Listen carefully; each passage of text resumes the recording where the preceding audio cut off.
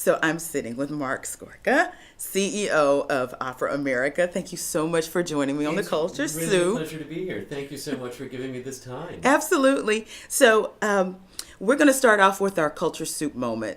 And as you know, I'll pull a hashtag or an emoji or a phrase that's trending or very popular at the moment. And it's a great time to do this because it's Opera Week. Opera Week, hashtag Opera Week. Yes, hashtag Opera Week. So, Opera Week, we had a discussion in the board meeting about how we're trying to expand our reach by Opera America by working with the houses that are out there and the Yes. different directors and the artists. And the artists, So, absolutely. how is that working? How's it going? Well, it's going very well, and we see a lot more social media engagement this year than last year. We've put some real emphasis on that because we really want to hear why opera matters to people, the people who create it, perform it, the people who go and enjoy it.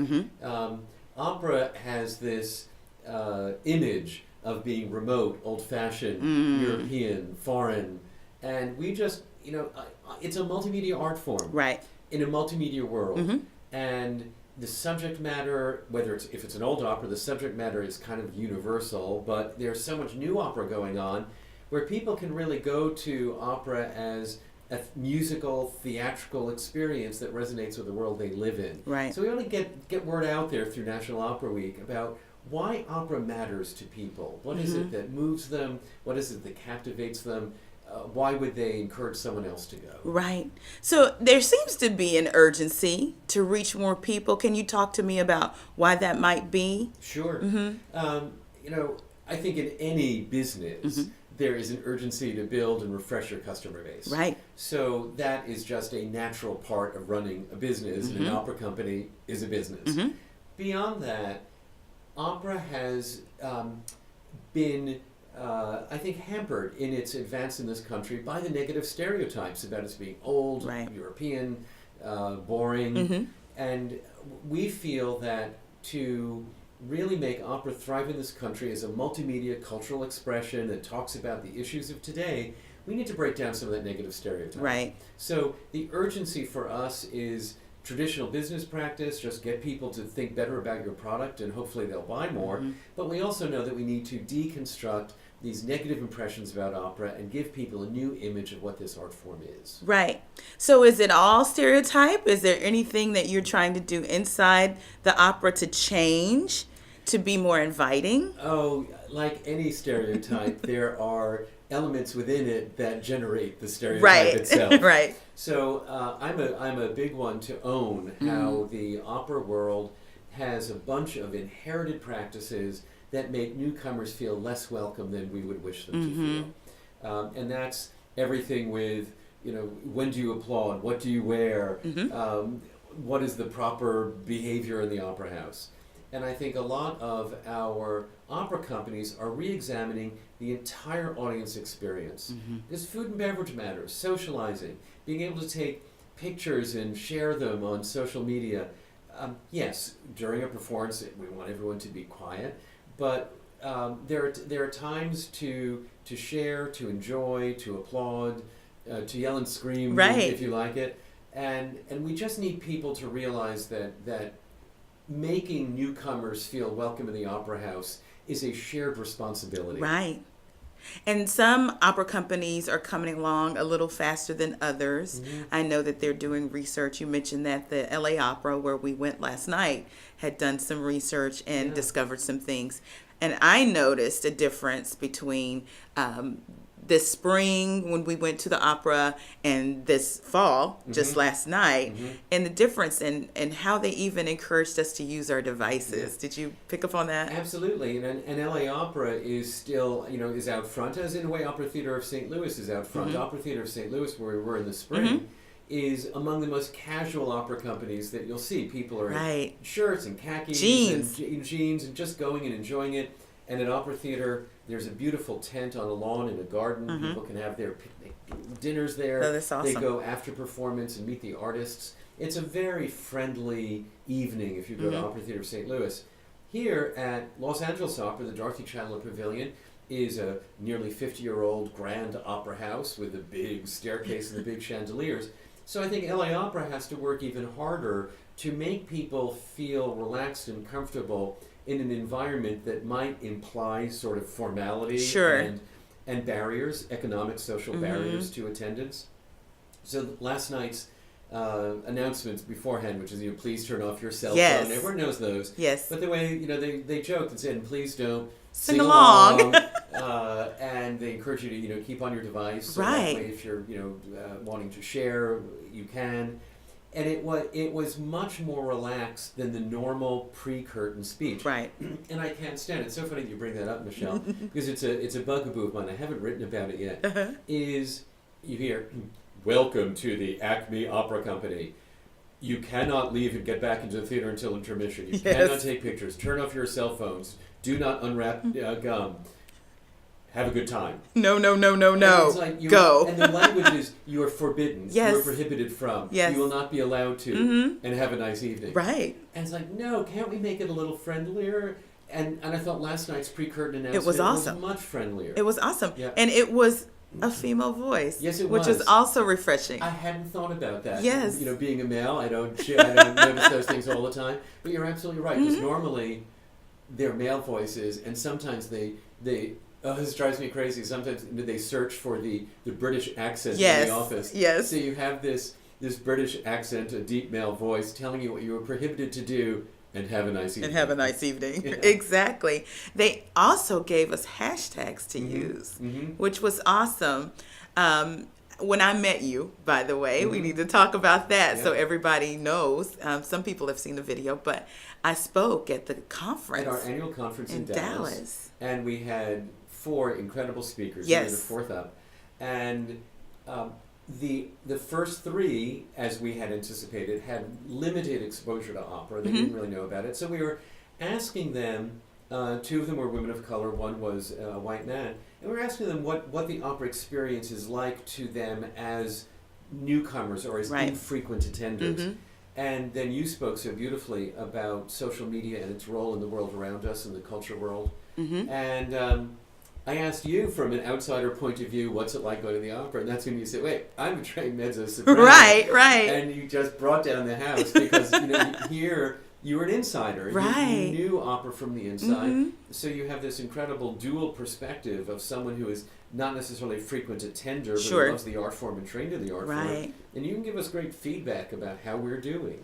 Well, I was so excited when you tracked me down. It was hard to catch up with that year. Yeah. I was traveling a lot, but I was so humbled and so excited to join.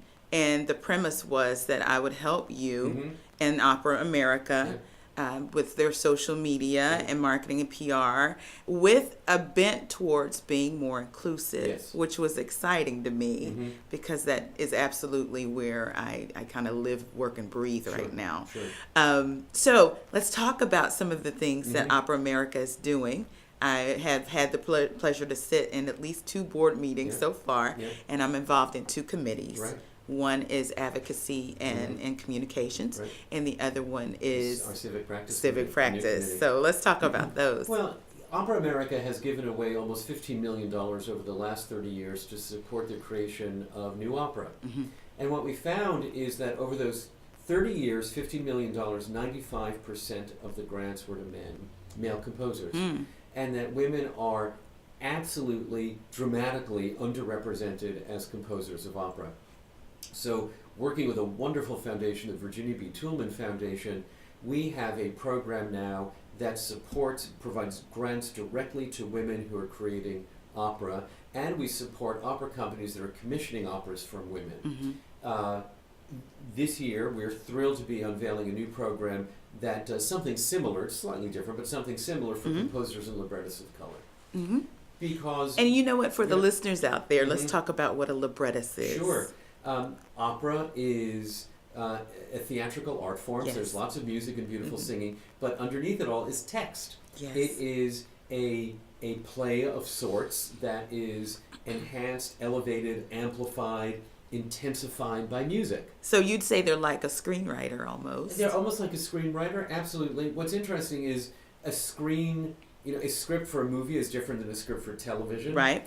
It's different than a play that Or a you've seen musical. here, or a musical. And opera, it is a script that has unique characteristics that make it suitable for the opera voice and opera Right. style.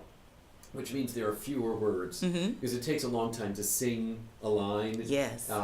Think of, I could say happy birthday to you, but if I'm singing it, it takes longer. Yes. So in opera, there have to be fewer words, and a librettist is writing text, but it was Toni Morrison who said it, and she was a keynote speaker at our annual conference Oh, 10 love years her. ago. Yes. And she said that a good libretto has to leave room for the music. Oh. That the words cannot be so dense that there's no room for music. Well, and we saw that, and you're going to help me to pronounce last night's opera name because I only heard it once. Right. But there was so much acting and movement in between the singing, and it was very, very lethargic and slow. Yep. And so there needed to be room for that emotion to come through. Well, what you saw last night was Philip Glass's Satyagraha. Satyagraha. And it is, I love the piece. I think it is just a great example. It was written in the mid-1980s. It is in the minimalist form of Philip Glass.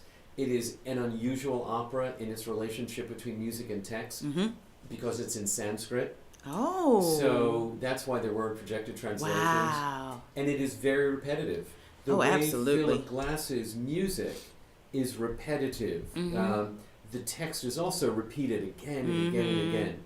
So yes, it was very meditative. And on episodes in the life of Gandhi, when he was living in South Africa, and we had text that was repeated again and again in music that is repetitive, the minimalist style. And there was Glass. choreography. Absolutely. And puppets. And incredible Huge design, puppets. Huge puppets. Julian Crouch is such a master of that. Very slow and interpretive movement that was consistent with the movement of the music and Right. the text. So it was a great integrated music theater piece last night. And, if you were to go see Carmen tonight, it would be utterly different. Right. And that's what's so wonderful about opera is that piece to piece to piece, it can be so different. Nonetheless, we want people to feel that they can come to the Opera House, like it, experience it, talk about it, share it with friends. And there's such a variety of work. And of course, opera, there have been people who've loved opera all their lives, and they go. And one of the things we try to do at Opera America is to convey the responsibility to make newcomers feel that they belong. That they belong in our opera house, they belong in our art form, that they belong in our row. Even though I've never seen you before, if I've been going to the opera for 50 years, basically I have, that if I see someone I haven't seen before, that I say hello. Right. Is this your first opera? Who brought you to your first opera? Do you have any questions? We can all make people feel more welcome in the Opera House. Well, and isn't that what inclusion's all about? A feeling of belonging. Feeling of belonging in this community, in this art form, in this Opera House, in the seat next to me. It's to make people feel they belong, and that the art form can speak to them at whatever level it does. Absolutely. So we have these programs for female composers, composers and librettists of color. We have a mentorship program for female administrators in opera. We have a new steering committee of people of color to help us think about how we at Opera America can do better and how our field can do better, to come up with suggestions and good practices for our member companies. Right. So it is, we're trying to take a comprehensive approach that is internal and external in its focus, and where we are trying to get, because opera tells stories, Right. we want more different people telling more different stories on the opera stage. You know what? That's the exact thing that Hollywood and the entertainment field is going through right now. Absolutely. Where they're trying their best to get more people with different experiences. Maybe they look different, to tell their stories. And they're finding that they're pretty intersectional. Just like the opera last night. Asian American Indian, Asian Indian. Yes. Right. Asian Yes. Pacific Islander, if you want to say it that way. But then there were splashes of MLK. Yeah, absolutely. Because Gandhi was an inspiration for Martin Luther Absolutely. King. And during the whole third act, we saw just a beautiful black man standing, mostly with his back to us, at a podium, And we learn that he is giving the "I Have a Dream" speech Right. at that moment in a beautiful backdrop with a cloudy sky, gorgeous backdrop, so that as Gandhi is leading his march in 1913, at the front part of the stage, high up at the back part of the stage, was his protege, if you will, Yes. Martin Luther King, giving the "I Have a Dream" speech. So awesome. And the whole idea that this was Gandhi coming up against the forces that would be against freedom. Yes. What a great story to tell. And the universality of searching for freedom. So this story could have been about Martin Luther King, but this one was about Gandhi. But it's telling the same story of dynamic leadership leading people to seek greater freedom. Right. And that's what's so wonderful about opera, is that irrespective of the superficial details, there are underlying universal themes. Right. And we saw that last night. The superficial details, oh my goodness, I'm going to an opera about episodes of the life of Gandhi in South Africa. Really? No. It was an opera about our universal quest for freedom. Yes, absolutely. So there was a moment that I want to mention, and I had this conversation recently with a woman named Audrey Dubois Harris. And she happens to be Aretha Franklin's favorite soprano. Wow. She sang at her funeral. Okay. And she was the first guest on The Culture Soup.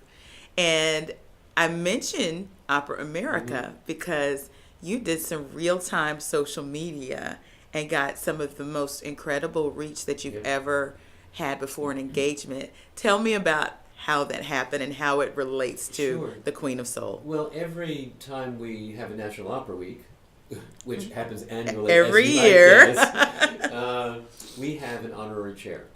And we knew that Aretha liked opera. And if we remember back to the Grammy Awards, yes, she sang Nessun Dorma, yes, where Pavarotti wasn't able to sing, yes, and she did it. I thought that was one of the great opera moments of all time. It was amazing. And it wasn't because she sang Nessun Dorma the way Puccini wrote it. It's because she took it and she made it her own without a moment's hesitation. It was just a brilliant demonstration of star power, of confidence and style. Yes, and her range. Oh, it was just if people think that she was just the Queen of Soul. So through our contacts at Michigan Opera Theater in Detroit, where Aretha lived, we got her agreement, and Patricia Kiernan Johnson, whom you know from our staff, flew to Detroit, and we got her on camera to talk about why opera has mattered to her in her life. Yeah. And she talked a lot about also loving dance. Yes. So we had this short video statement from Aretha about why opera mattered. She was our first chair of our first national award. And when she passed, much to the regret of all of us, we had this wonderful interview B-roll, and we put some things together and put them out on our social media and broke all records. Yes. Oh my goodness. And I talk a lot about how social media reaches different people, but then it's very important the content that you put out there. And the wonderful thing about Aretha is that she reaches so many. Absolutely. And there were people who did not know of her love for opera that suddenly got curious about opera.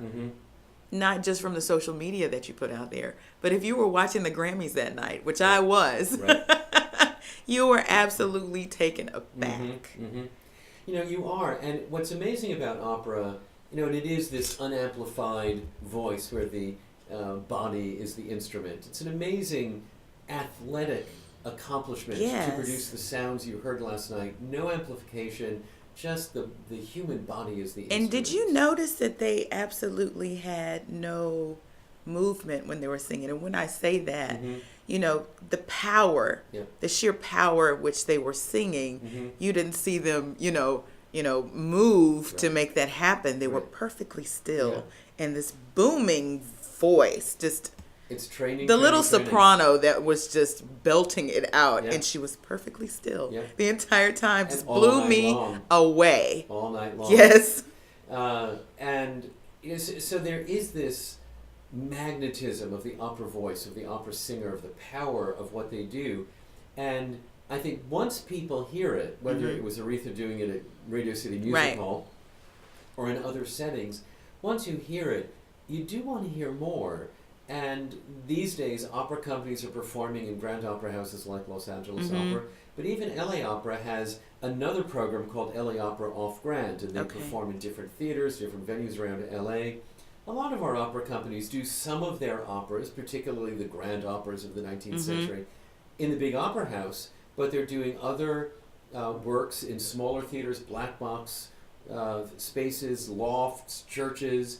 And a lot of the new operas deal with contemporary issues about sexual identity, about the impact of war and the experience of veterans. There are lots of new works that still use that incredible and amplified voice, but in a contemporary theatrical way about very important contemporary subjects. Right. So if I'm new to opera and I'm listening to this today, what hints or tips might you give me as a new person approaching opera? Where would I go? What would I do that might really excite me? Yeah. You know, there's so many different tastes because people like different kinds of music, different kinds of stories. If you are new to opera, I would first ask, do you know anyone who likes opera, who's familiar? Because sometimes we just need to talk to a friend to say, you know, okay, I want to go to my first opera. What should I do? You know, this is the sort of thing I like. I'd like something romantic. I'd like something comic. I'd like something really dramatic. Right. I'd like something contemporary. Right. Because there are people who like very contemporary theater, and there are people who love to watch Downton Abbey. They're different things. So what do you like in television? What do you like in film? Right. And if you know someone who likes opera, talk to them about, you know, this is what I like. Right. What would you recommend that I go see? Right.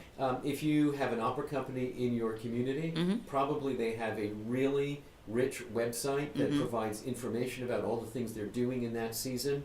And you can look at a synopsis. Is that the story you want to go see? Right. Frequently they have excerpts. These days, on YouTube, you can look at so much and familiarize yourself with what opera sounds like. Right. So there are a lot of ways. Opera company websites, friends who like opera, going to YouTube and just looking for opera. Right. And you can use hashtags too. I found a burgeoning community of opera lovers and singers and artists on Instagram. Really? Yes. That's fabulous. So whenever I tag something that's related to the opera, I get an influx of all sorts of folks, and I'm sure some of them are listening now. Opera people have opinions. Yes, they do. Every opera lover has about 10 opinions about everything. Yes. So if you put it out there, you're going to get absolutely feedback. So you know, there's a stereotype that opera is older or 50 plus, we would say. I was so refreshed to see Miss America's performance, her winning performance. And she is a Gen Zer, a centennial. And that will attract people. Can you speak on how it's important for people to see themselves in the opera experience? You know, it's very true. And gosh, you know, I know that as a gay man, just how important at certain moments it is that I'm seeing people like me engaging in whatever that activity happens to be. And of course, the preponderance of opera singers on the opera stage are Caucasians. But we've had in the United States a history of great African American sopranos, Leontine Price, Martina Arroyo, Jessie Norman, Kathy Battle. I could go on. And there are more and more Asians on the opera stage today. Yes, I noticed the soprano that I mentioned last night. Asian, exactly. And the baritone that sang last night was African American. Morris Robertson. Yes. Oh, wow. Voice. Yes. Absolutely. So, yes, there are people from every race, every country. And that's what's so wonderful about opera. Every performance is a global experience. Yes. Because in opera houses, you have singers from Europe, from Asia, from South America, from North America coming together to perform an opera. And there is increasing diversity on stage, but we have to make sure that pipeline is broad and open. In order to be an opera singer, you have to study as long as it takes to be a doctor. Right. And what are the economics of that? Is there social pressure to do something other than go into the arts? What's access like for even getting your audition tape together? Absolutely. It's expensive. Yes. Unless you do it at at the National Opera on some Center. of our recording days. Right. Even to be fair, coming to New York is not a cheap thing to do. But that was one of my most popular posts, by the way, on Was it Instagram. really? Yes, Oh, that's a lot of fabulous. people got excited about that. I'm happy to hear that. Yeah, so one of the things we're addressing in Opera America are some of the pipeline issues to make sure that we are auditioning singers in different places where it's easier for them to go, that we are figuring out how to provide support to those who may not have an easy path ahead of them to become opera singers. But yes, if you go to the Opera House today, whether you're Latino, African American, Asian, you're going to see people on stage who look like you and who find meaning in this global art form. What do you think about this age of technology that we're in? We were having the discussion just as I was setting up, and how more affordable and more high quality some of this technology is, and the gadgets. I'm sitting here looking at this little bitty mic that's taking in very, very high quality sound from our conversation. I think about some of the internet sensations. I don't know if you know Jade Nova, but Jade has a wonderful voice. How did we discover her? She probably paid less than $100 for the microphone that she has, and she's got a musician, and she's shooting her own videos. Are you seeing more younger opera talents that are using technology in this way to get their audition recordings out there? Or absolutely. And what's fascinating now is that almost all opera companies, competitions, young artist training programs, they do require a digital file as a preliminary step, and it's audio and more it's video now. So singers are getting very good at making recordings, putting them on their own websites. Now, opera occurs in the theater live. Yes, it does. So even though technology is making it much more accessible and easy for people to get their voice heard. Yes, foot in the door. In opera, it actually occurs in an acoustical room. Oh, absolutely. Without that technology. But yes, it is more and more imperative that young artists understand how this fabulous, relatively inexpensive technology can produce a recording that allows them to get their voice out there. Yes. Okay. Well, you know what? Is there anything that you want the folks to do out there, a call to action of some kind? I know by the time this airs, Opera Week will be over. It's almost over anyway. So every year is Opera Year. Oh, that's true. So what can my listeners do to get involved in something, a project, or just awareness when it comes to opera? Absolutely. You can just go Google opera and the name of your city and see what the local opera company is or what the university is that's doing opera performances. And you can look at the variety and begin to explore. So it doesn't matter whether it's Opera Week, it's always Opera Year. Yes. And you can just, a simple Google, I'm in Des Moines Opera, and you'll find that there's Des Moines Metro Opera performing in Indianola, Iowa, and they're doing great work. Excellent. So just go and explore and open your eyes and your ears and your heart to the profundity of opera. Wonderful. So that's operaamerica.com. So operaamerica.org is Opera America's website. Operaamerica.org. On operaamerica.org, there are a lot of resources about opera. You can go to our membership directory and see all of the members, hundreds of members around the country. We have a map. Yes. So it's easy to do, and there if you want to hear about Carmen, just go to YouTube and put Carmen, and you can start listening. Absolutely. to it. And Instagram is at Opera America, and Twitter is at Opera America. Very simple for us, right? It is. Good. Thanks so much. Mark, thank you so much. It's a pleasure to be with you. Thank you.